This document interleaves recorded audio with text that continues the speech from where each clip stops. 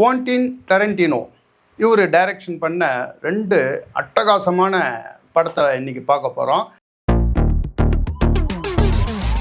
என்னுடைய கதை என்னன்ட்டு பார்க்குறதுக்கு முன்னாடி என்னுடைய சேனல் இது வரைக்கும் சப்ஸ்கிரைப் பண்ணாதவங்க சப்ஸ்கிரைப் பண்ணுங்கள், லைக் கமெண்ட் ஷேர் பண்ணுங்கள். வாங்க இந்த படத்தினுடைய கதை என்னான்ட்டு பார்ப்போம். ஃபஸ்ட்டு வந்து இன்க்ளோரியஸ் பாஸ்டர்ட். இந்த படத்தினுடைய கதை என்னன்னா, இந்த படத்தினுடைய கதை வந்து 2ஆம் உலகப்போர் சமயத்தில் வந்து நடைபெற மாதிரி எடுத்திருப்பாங்க. இந்த 2ஆம் உலகப்போரில் வந்து ஜெர்மனி வந்து ஃப்ரான்ஸை வந்து பிடிச்சி வச்சுருக்கோம். பிடிச்சி வச்சது இல்லாமல் இந்த ஃப்ரான்ஸில் இருக்கிற யூத குடும்பத்தெல்லாம் தேடி தேடி கொலை பண்ணுவாங்க. இந்த படத்தினுடைய முதல் காட்சி வந்து ஒரு ஜெர்மன் அதிகாரி அவர் கூட வந்து 4-5 மிலிட்ரி வீரர்கள்லாம் கூப்பிட்டுட்டு ஒரு பிரெஞ்சுக்காரன் வீட்டுக்கு வருவார். வீட்டுக்குள்ளே வந்து அந்த பிரெஞ்சுக்காரங்கிட்ட, உன் வீட்டில் வந்து ஒரு யூத குடும்பத்தை ஒழிச்சு வச்சுருக்க, எங்கே ஒழிச்சு வச்சுருக்க காட்டு அப்படின்னு மிரட்டுவார். அவன் பயந்து போயிட்டு இங்கெல்லாம் யாரும் கிடையாதுன்னொடனே, இப்போ காட்டிலன்னு வச்சுக்கோ உன் குடும்பம் காலியாகும் அப்படின்னு மிரட்டினோடனே அந்த யூத குடும்பம் எங்கே ஒழிச்சு வச்சுக்கிறான் அப்படின்னு சொல்லிட்டு அவன் காட்டிடுவான். காட்டினோடனே அந்த இடத்துல வந்து அந்த மிலிட்ரிக்காரங்களெல்லாம் கூப்பிட்டு எல்லாரையும் அந்த குடும்பத்தோட சுட்டுத்தள்ள உத்தரவிடுவார். அவனுங்களும் சுடுவானுங்க. ஆனால் அதில் வந்து ஒரு லக்கா அந்த குடும்பத்தை சேர்ந்த ஒரு 20 வயசு மதிக்கத்தக்க சூசனான்ற பொண்ணு மட்டும் தப்பிச்சு ஓடி போயிடுவான். இப்போ தப்பிச்சு ஓடி போயிட்டு ஃப்ரான்ஸில் ஒரு இடத்துல மறைமுகமாக வாழ்ந்துன்னு இருக்கான். ஒரு 2-3 வருஷம் கழித்து பார்த்தா அந்த சூசனா வந்து ஃப்ரான்ஸில் இருக்கிற ஒரு தியேட்டரை வந்து நிர்வாகம் பண்ணி ஓனர் மாதிரியே அந்த தியேட்டரை நிர்வகிச்சுன்னு இருப்பான். அவன் மனசுக்குள்ள தன்னுடைய குடும்பத்தை கொலை பண்ண இந்த ஜெர்மன் அதிகாரிகளை மொத்தமாக இந்த தியேட்டருக்கு படம் பார்க்க வர வச்சு இவனுங்களை கூண்டோடு கொல்லணும் அப்படின்ட்டு அவள் ஒரு பிளான் பண்ணி வச்சுருப்பாள். இது நடுவில் அமெரிக்காவிலேருந்து ஒரு மிலிட்ரி ஆஃபீஸர் அவங்க கூட வந்து ஆளுங்கள்லாம் கூப்பிட்டுக்கிட்டு இந்த யூதர்களெல்லாம் கொலை பண்ணுற இந்த ஜெர்மன் அதிகாரிகளை கொலை பண்ணணும் அப்படின்ற திட்டத்தோடு அவங்க என்ன பண்ணுவாங்க, ரகசியமாக ஃப்ரான்ஸுக்குள்ளே வருவாங்க. உள்ளே அவங்க வந்து இப்போ ஒரு கட்டத்தில் வந்து இந்த தியேட்டருக்கு இந்த ஜெர்மன் அதிகாரிகள்லாம் படம் பார்க்க வராங்க அப்படின்னு தெரிஞ்சுக்கிட்டு இவங்களும் இந்த ஜெர்மன் அதிகாரியை கொலை பண்ணுறதுக்கு இந்த அமெரிக்கா ஆஃபீஸர் தலைமையில் ஒரு கேங்க்கு உள்ள நுழையும். இவங்களுக்கு வந்து இந்த சூசனா போட்டு வச்சிருந்த பிளான் தெரியாது. அவள் ஒரு பிளானு, இவங்க ஒரு பிளான். இந்த 2 பேர் நடுவுலையும் வந்து 2 பேருடைய பிளான் நடுவில் மாட்டிக்கிற இந்த ஜெர்மன் அதிகாரிகள் தப்பிச்சாங்களா இல்லை மாட்டி இறந்து போகிறாங்களா அப்படின்றது தான் இந்த படத்தினுடைய கதை. இந்த படம் வந்து அவர் டைரக்ஷன் பண்ண டொரண்டினோ டைரக்ஷன் பண்ண படங்களில் மிகச்சிறந்த படங்களில் இதுவும் ஒன்று. முக்கியமாக இந்த படத்தை வந்து மேக்கிங்கில் சும்மா மனுஷன் மிரட்டி இருப்பாப்பில். மேக்கிங்கும் சரி, இந்த படத்தினுடைய ஸ்க்ரீன் பிளே, முக்கியமாக டைலாக்லாம் வந்து அவ்வளோ பிரமாதமாக இருக்கும். இந்த படம் வந்து நம்ம எத்தனை தடவை பார்த்தாலும் சரி, இந்த ஒரு டைம் பார்க்கும்போது ஒரு புது படத்தை பார்க்குற மாதிரியே நமக்கு ஒரு ஃபீல் நமக்கு கொடுக்கும். இந்த படத்தில் வந்து இந்த அமெரிக்காவிலேருந்து வர மிலிட்ரி ஆஃபீஸராக ராணி என்ற கேரக்டரில் வந்து பிராட் பிட்டு நடிச்சிருப்பார். இந்த யூதர்களை தேடி தேடி கொள்கிற இந்த ஜெர்மன் அதிகாரியாக கிறிஸ்டோபோ வாட்ஸ் நடிச்சிருப்பார். அவருடைய சிறப்பான நடிப்பு இந்த படத்தில் அவருக்கு பெஸ்ட்டு சப்போர்ட்டிங் ஆக்டர்ன்ற ஆஸ்கார் அவார்டும் இந்த படத்தில் அவருக்கு கிடச்சிது.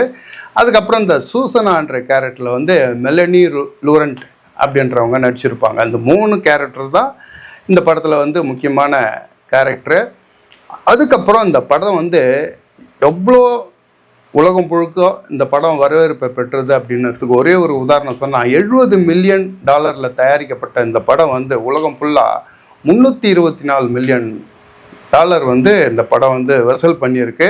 அதிலிருந்து இந்த படம் வந்து எப்படியாப்பட்ட படம்ன்ட்டு நீங்கள் புரிஞ்சுக்கலாம். இந்த படத்தை மிஸ் பண்ணாத பாருங்கள். டரண்டினோவோட ஒரு அற்புதமான படங்களில் ஒரு படம் இது. Don't miss it. இது நெட்ஃப்ளிக்ஸ்லேயே இருக்குது. இப்போ நம்ம 2வது படத்தை பார்ப்போம். இந்த 2வது படம் வந்து ஜாங்கோ அன்செயின்டு. இந்த படத்தினுடைய கதை எப்போ நடக்குதுன்னா 1858 அமெரிக்காவில் நடக்கிற மாதிரி இந்த படத்தினுடைய கதை. அப்போ வந்து அமெரிக்காவில் வந்து வெள்ளைக்காரங்க வந்து அவங்க நாட்டில் இருக்கிற அந்த கருப்பின மக்களை வந்து மிருகங்களை விட கேவலமாக நடத்துகிறாங்க. அவங்கள வந்து ஒரு ஆடு மாடு மாதிரி இங்கேருந்து இன்னொருத்தனுக்கு விற்கிறது, அங்கேருந்து அவனை இன்னொருத்தனை விற்கிறது. இந்த கருப்பின மக்களை வந்து இவங்க மனுஷனாவே மதிக்கிறதில்ல. அதில் மாட்டின ஒரு ஆள் தான் இந்த படத்தினுடைய ஹீரோ ஜாங்கோ. ஜாங்கோவை வந்து ஒரு இடத்துல வித்துடுறாங்க. அவங்க ஒய்ஃபு வந்து அவருடைய ஒய்ஃபும் இன்னொரு இடத்துல வித்துடுறாங்க. அதனால் அவருக்கு ஒய்ஃபுக்கு என்ன ஆச்சு ஏதாச்சுன்னு தெரியாது. இப்போ ஜாங்கோவையும் அவர் கூட சேர்ந்து ஒரு 4-5 பேரையும் கையில் விலங்கு போட்டு காலில் விலங்கு போட்டு நடக்க வச்சு 2 வெள்ளைக்காரனுங்க எஸ்கார்ட் பண்ணி கூட்டுன்னு போயின்னு இருக்கானுங்க காட்டு வழியாக. இப்போ லைட்டு கிட்டே எதுவும் கிடையாது, அந்த லாந்தர் லைட் அப்படி பிடிச்சின்னு போகிறானுங்க. அப்போ நடுவில் ஒரு கோச் வண்டியில் வந்து டாக்டர் கிங் சால்ஸ் அப்படின்ற ஒருத்தர் வரார். அவர் வந்து ஒரு பல் டாக்டரு இருந்தாலும் அவருக்கு வந்து இப்போ அவருடைய தொழில் என்னன்னா பயங்கர கொலைகாரனுங்களாக இருக்கானுங்க பாருங்கள். அவனுங்களை பிடிச்சி கொடுத்தா அவனுங்க தலைக்கு வந்து பணம் கொடுக்குறான் அப்படின்னு சொல்லிட்டு போலீஸில் வந்து அனௌன்ஸ் பண்ணி வைப்பாங்க ரிவார்ட் மணி. அந்த மாதிரி ஆளுங்களையாக பிடிச்சி இவர் போலீஸில் ஒப்படைச்சு பணம் வாங்குறது தான் அவருடைய ஹாபி. அவர் வந்து இந்த ஜாங்கோவை பிடிச்சிட்டு இந்த கருப்பின மக்களை வந்து விலங்கு போட்டு கூட்டின்னு வரதை பார்த்த உடனே அவர் வந்து இந்த கருப்பின மக்களை காப்பாற்றுறாரு, ஜாங்கோவை காப்பாற்றுறாரு. ஆனால் ஏன் காப்பாற்றினார் அப்படின்னா அவர் வந்து முக்கியமாக ஒரு 2 வெள்ளைக்காரங்களை தேடின்னு போவார். அவனுங்க 2 பேரும் வந்து பயங்கரமான கொலைகாரனுங்க, 2-3 பேரை. அவனுங்க எப்படி என்ன எதுன்னு அடையாளம் வந்து ஜாங்கோவுக்கு தான் தெரியும். ஏன்னா ஜாங்கோ வந்து அந்த 3 பேர் இருந்த இடத்துல வேலை பார்த்தவன். அதனால் இவனை காப்பாற்றி அந்த 3 பேரை எனக்கு அடையாளம் சொல்லு அப்படின்னு சொல்லிட்டு இவனை கூட்டின்னு போய் அந்த 3 பேரையும் முடிக்கிறாங்க. முடிச்சுட்டு எல்லாம் வரும்போது இந்த டாக்டர் சோல்ஸ்க்கு வந்து இந்த மாதிரி அடிமைத்தனம்லாம் பிடிக்காது.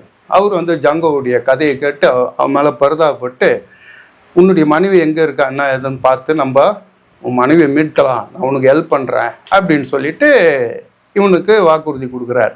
இப்போ 2 பேரும் சேர்ந்து ஜாங்கோவும் அந்த டாக்டரும் சேர்ந்து அவங்க மனைவி எங்கே இருக்கிறாங்கன்னு தேடிட்டு போகிறாங்க. காலனி அப்படின்னு ஒரு பெரிய பண்ணை ஓனர், அவருடைய பண்ணையில் வந்து நிறைய பேர் வந்து நீக்கிறவங்க வந்து அடிமைகளாக வேலை செஞ்சுன்னு இருப்பாங்க. அந்த ஆள்கிட்ட தான் ஜாங்கோவோட மனைவி மாட்டின்னு இருப்பாங்க. அந்த கால்வின் வந்து பயங்கர கொடூரமானவன். அவனுடைய பொழுதுபோக்கை இந்த நீக்கிற ஆளுங்களை ஒருத்தனை சண்டை போட்டு சாகடிச்சு பார்க்கறது தான் அவருடைய பொழுதுபோக்கே தான். அப்படியாப்பட்டவங்ககிட்ட இவங்க மனைவி மாட்டிகிட்டு இருப்பாங்க.